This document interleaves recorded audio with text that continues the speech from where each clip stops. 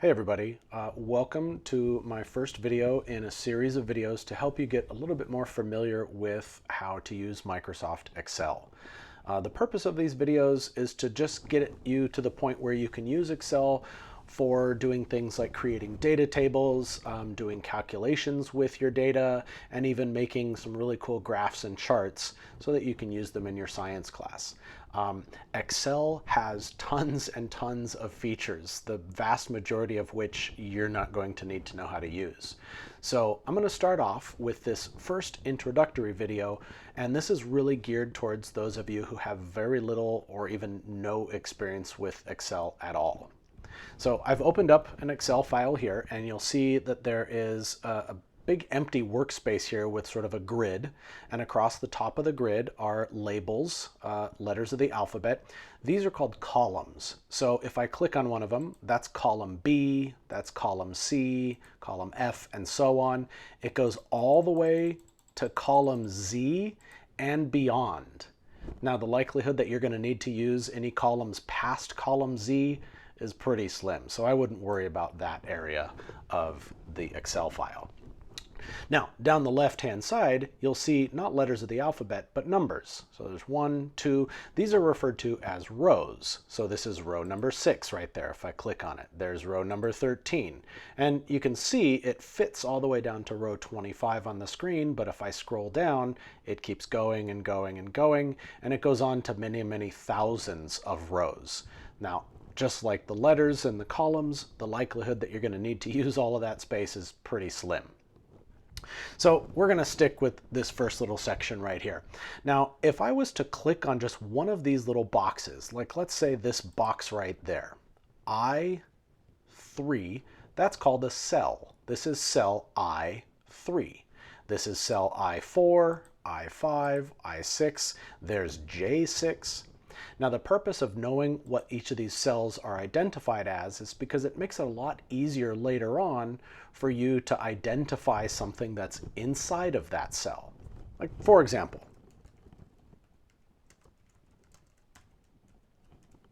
Issaquah High School.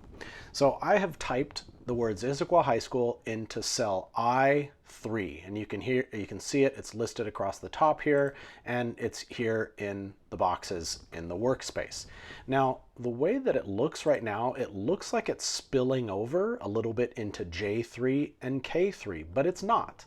If I click on K3, you see this area up here is still blank. If you click on J3, this area up here is still blank.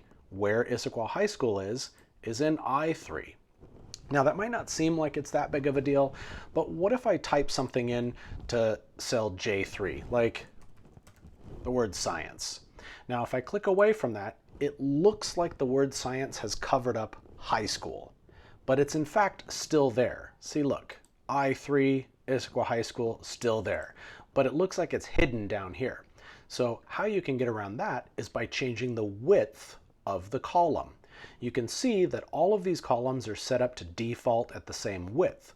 So what I'm going to do is I'm going to move my cursor up over the column I, and if I move it to the right, the shape of the cursor changes. So now that the shape has changed, I'm going to click with my left mouse button, and I'm going to hold it while I drag the size of the column so that it's much, much wider. Now you can see all of Issaquah High School is in that space, and none of it is hidden by the word science anymore.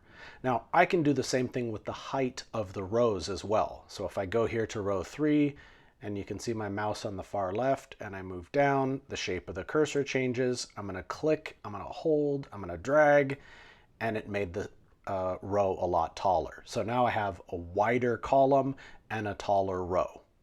Now, the reason why I did that is because I wanted to show you, look at where it put the text. It put the text in the bottom left of this box, which seems like kind of a funny place to put that text. So if you notice up here in the options, there are different places that I can put the text. So right now, you can see that it's defaulting to the bottom of each cell. So I'm going to click on that cell, and I'm going to change it. I could put it at the top of the cell, but I want it at the middle. The other thing I can do is I can change how the text is centered left to right. So right now it's all the way to the left. I can make it go all the way to the right, or I can put it exactly where I want it, which is right in the center. I'm going to go ahead and do that with science also because I like things to match. Okay. Now the next couple of things I'm going to show you are basically the same kinds of things that you could do with Microsoft Word, like changing the size of the font, maybe size 16, or changing the font itself, maybe to something like Century Gothic. Maybe you like that font. It sets up exactly the same way as Word does. I can make it bold, I can make it italicized in bold, I can underline it, I can basically format it in any way that I like. So I'm going to leave it as bold.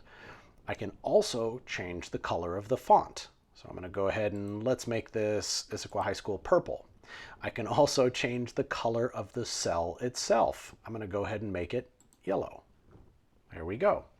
So just like with Microsoft Word, you can set up the formatting of the font and the text that you're using in any way that you like. Now the next thing that you're going to want to be able to do is create tables. We do a lot of data collection in science, and being able to make tables with lines and borders around them is going to be a really useful tool for you. So here's what I'm going to do. I'm in this section over here. I'm going to start off in cell B6, and I'm going to start going across, and I'm clicking and I'm holding. So I'm highlighting all of these columns here. I'm going to highlight columns B through F. And then I'm going to start going down here. I'm going to highlight rows 6 through 12. So all of this space here is now highlighted. And what I want to do is I want to add in some borders here. Now it might look like there are some lines, but if I was to do a quick little print preview, there's nothing there. There are no borders. There are no lines being shown. On page 2 is where you'll see the text that I did earlier. But it looks like there are lines, but it wouldn't actually print out any lines if you wanted to print this. So here's what I'm going to do. I've got this section highlighted, and there's a few different ways that you can go about this, but I usually like to do the right-clicking option on my mouse here. So I'm going to right-click on my mouse, and it brings up this extra little menu here, and I'm going to choose this one, Format Cells. So I click Format Cells and slide this to the side here.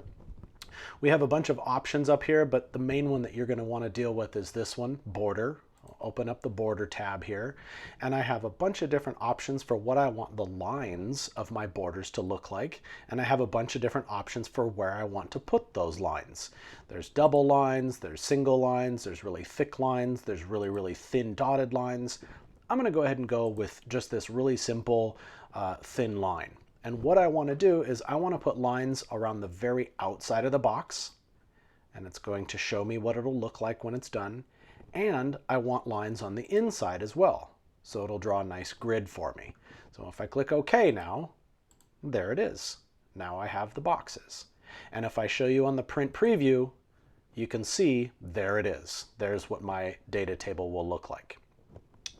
Now, some other things I can do with the data table here is I can go ahead and if I was creating this so that I could collect some data for some activity I was doing, I would of course want to give each of these columns and each of the rows a different name, but I'm just going to go ahead and name them the letters that the columns are called, so B, C, D, E, and F. And you know what? I don't want those off to the left. I want those centered, so I'm going to go ahead and center those. There they are.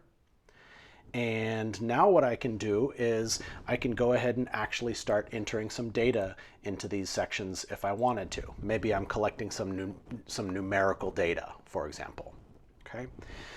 The last thing that I want to show you here is how you can take separate individual cells and group them all together. So maybe these are the names of my different columns, but I want to put the title of my data table right here.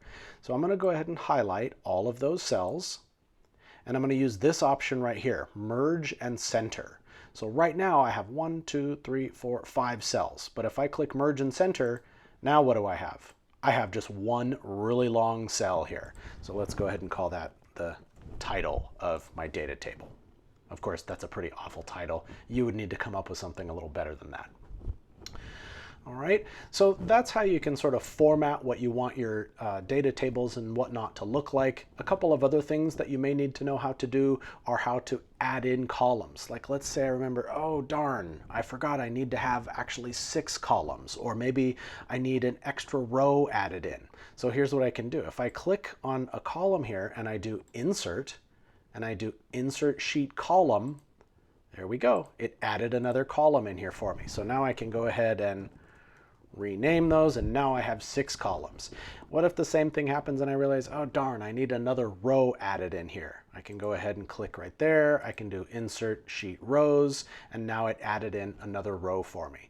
So you may need to end up moving around some of your information, but there's always an option for you to add more rows or columns, or as you can see here, delete rows or columns.